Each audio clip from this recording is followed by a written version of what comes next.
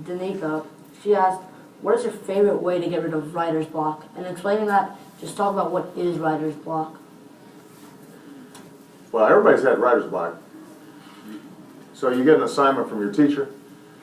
He says, I want you to write a one-page essay about what you did last summer. So you sit there, and there's a piece of paper, and you got your pencil or your pen, and you're sitting there, and then you say, I don't know what to write about. I don't know what to say.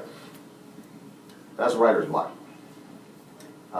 And there's only one way to overcome writer's block. What do you think it is? Anybody got an idea? What do you do when you got writer's block? What do you do?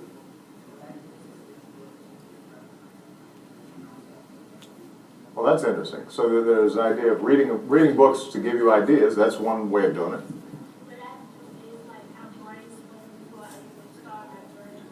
So you just sit there and brainstorm. Kind of think about, okay, what ideas might be interesting. Anybody else? Yeah. What's your name? Oh, let's get a mic on you. I want to.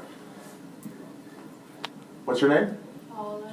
Hi, Paula. Are you 12 as well? No, I'm 13. 13. What I do is I listen to music.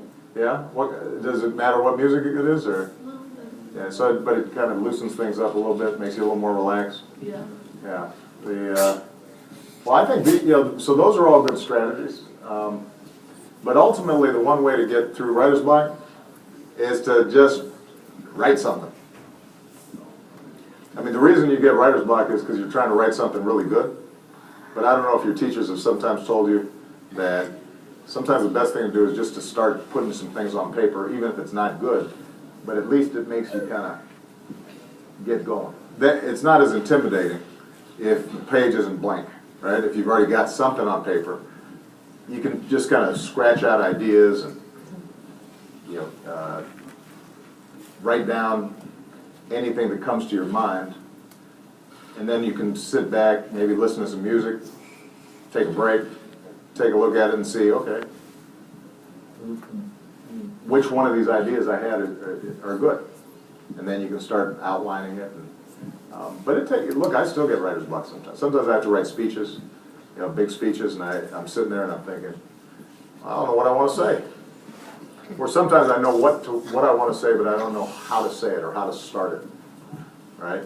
But you can't be afraid of that. You just, a lot of times the reason people get blocked is because they're worried that what I'm going to do is not going to be that good. Well, nothing is very good the first time you do it. Your first draft, everybody here has been learning how to, in your English classes, that you write drafts, right? You try something, you write it the first time. Listen, even the best writers, usually it's not that good the first time they write it. Yeah, and I think you've sort of covered everything about that question. Okay.